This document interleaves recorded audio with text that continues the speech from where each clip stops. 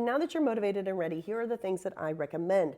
Number one, start tracking your steps. Your movement matters. Movement is medicine, and movement is a big deal. So walking, low-hanging fruit, we can start there. Number two, I need you to start doing mobility. Mobility can look like your PT exercises for your stiff hip. It can look like yoga. It can look like sun salutations.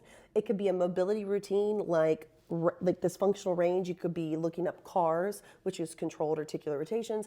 So mobility, 10 minutes of moving that is specific to stretching your muscles, your joints, and making sure all your joints are moving in such a way that is effective. Because if you lose range, you're going to lose strength, and this is where arthritis and dysfunction happens when our joints don't have the mobility they need. Number three, your muscles need to be used, and the older you get, the protein synthesis, the way you remodel, everything is just more difficult. So you have to up your protein, you have to up your lifting, and you have to be more patient. And you are not going to bulk up like you think.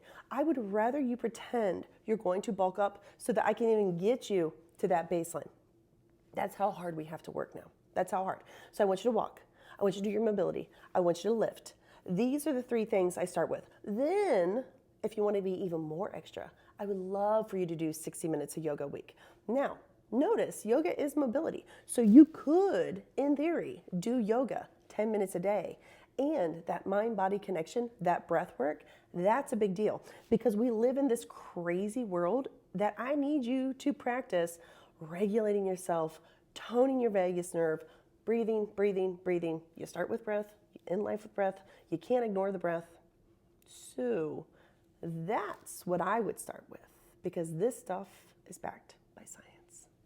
And we didn't evolve past exercise. And your muscles don't know how old you are. Your muscles are an endocrine organ. I cannot stress this enough to you. There is no pill that will save you like what you will do for you.